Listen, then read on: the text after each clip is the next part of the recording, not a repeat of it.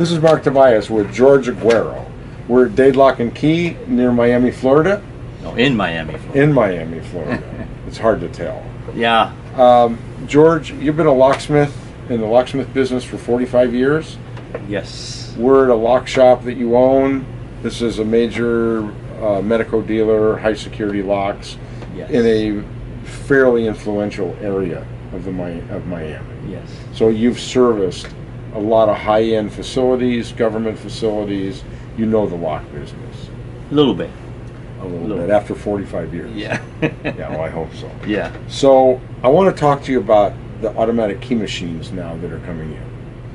I did an interview with KeyMe, which is a company out of New York that has now more than 1,500 kiosks in grocery stores, drug stores, that are automatically, you stick your key in or your key fob or your car key, it'll either duplicate them on the spot or they'll send them to you in 2 days.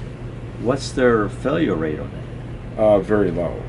According to them, it's under maybe 5%, under 5%, and they're trying to get to 0. They've employed university engineering schools for robotics, for artificial intelligence. This is a new world. This isn't the old key machines that we used to go to the Texaco station when I was a kid, or the hardware store, to duplicate the keys. So what's that going to do to the locksmith industry? Well, that's my question to you.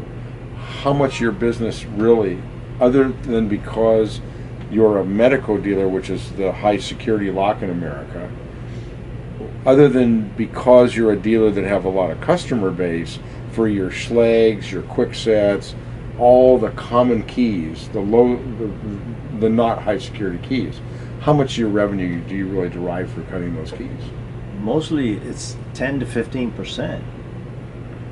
I mean, it's not a great percentage, but it brings a lot of revenue for other items besides keys. Okay.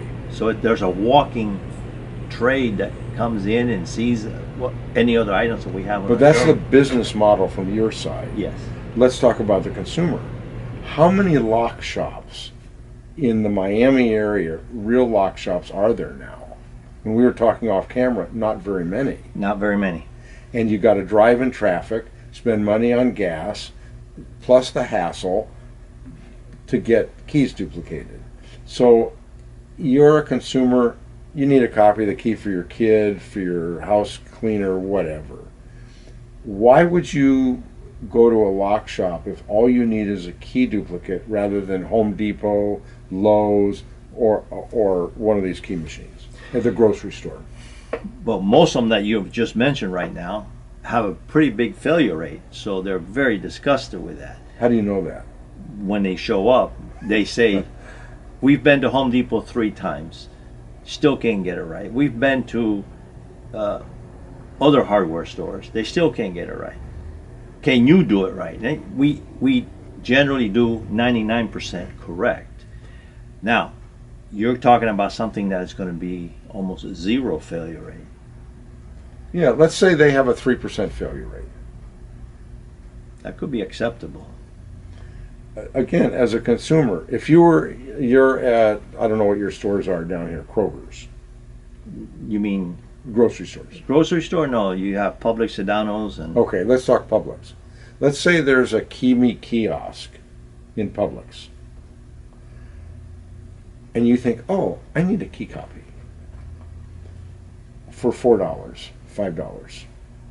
Would you stick your key into the machine, get a key out, and say, be done with it, assuming it works?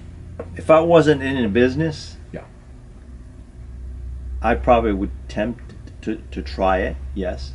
And if it did work the first time, I would continue to try it. But I haven't told you the whole story. Oh, okay. Okay, here's the rest of the story.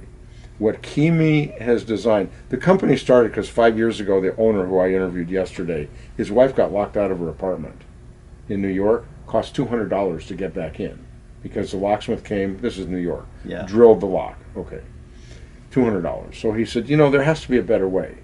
There's a fingerprint reader and a keyboard on these kiosks. You can register your keys with confidentiality. So if you need another key, you can go down to one of these kiosks anywhere in the country where they appear. Use your fingerprint or your username and password. It'll either cut you a key in the machine, or let's just assume it's a Schlage or a Kwikset, which are probably the two most common in the United States. It'll spit out a key. Now that would be a lockout killer. Yeah. That would definitely hurt the locksmith, because now you have no more lockouts. That's correct. But let's talk about it from the consumer. You're in business to be a locksmith. Consumer is in business not to pay you. Well, that's what it is. Only when they need us. Only when they need you. That's correct. Only when they need Okay, but from that standpoint, would you register your house key knowing that if you lost your keys, whatever, you could go down the corner in New York, for example, which is a high concentration of these machines, and you could get another key? What guarantees do for I have? $5. What guarantees I have that database is not going to be broken? What guarantees do you have on any database? Because you're going to have my fingerprint. You're going to have my key number. So, but according to the company, they're storing very limited data so that they really can't correlate. They've got your key code, but they don't really know who you are. They've got your fingerprint, your username, and password. They're not even storing credit card numbers, because this is all payment by credit card. Now, assuming that's correct, would you register your key as an insurance policy to get another one if you lost it and you needed it in the middle of the night? As long as I know that everything's been protected, guaranteed, yes, I would do it. As a 45-year locksmith, I would do it. So I like the future. I've seen a lot changing in technology. Technology fascinates me 100%. If they can come up with that idea to where everything is protected, it's protected. Yeah, I believe in it. What do you think your fellow locksmiths would think? Well, the ones that don't have storefronts, probably, and the ones that do make all their money on lockouts and really sticking it to the consumer, they'll probably be going out of business. Yeah. And what do you think, what if this company were to recommend, if there's a lockout that they can't deal with, if they had a list of legitimate non-scammer locksmiths that they would recommend, would you be in favor of that? Yes. Because in Miami, is this a big problem with scammer locksmiths? Yes. Yeah, which is hurting your business. A lot. Matter of fact, they create phony addresses and phone numbers in my area, and people think they're calling us. Yeah. I've had people come to our store saying, "We had your guy out." Right. No, we didn't. Yeah. And they argue with it. No, we didn't. Well, and the problem is Google is right in the middle of this, because Yes. they can do a Google search and come up with your name, their telephone number. Correct. Yeah, and that's a big problem. Yeah, if it is the biggest one right now. Yeah. So, just as a summary, where do you see, you're a specialized locksmith because, as I said, you're a Medico dealer, which is a high security lock, and you have a huge customer base. Yep. So, and everybody in Florida at least knows that name as one of the best high security cylinders in the country. Yes. Other than, and this company will make the patent expired, they'll duplicate Medico keys. They have an agreement that they will copy those, they'll copy multi-lock, those are two high security locks. Other than that, do you see any negatives for what these guys are doing? The locksman's going to lose out a little bit on the revenues. Other than that, it's going to be a plus for the consumer. Yeah. Because they don't have to wait. Right now, they have to wait. Once the patents expire, they get it done right away. Last question. You're familiar with 3D printers? You know, I've never seen one. I've heard about them, but I don't know how they work. But tell me. In 5 years, if you didn't have to stock, how many key blanks do you think you stock? Oh, I have 50,000? Yeah, I mean, I would say there's about 3,000 different brand types of keyways. Okay. If in 5 years, if you could have a machine, or in 10 years, that you could go to a book with a barcode or just key it in, and in 10 minutes the machine would print one of those blanks. I was born too early. I would love it. Do you think that's coming? Yes. The 3D printers doing all that? Yes. Yeah. Yeah.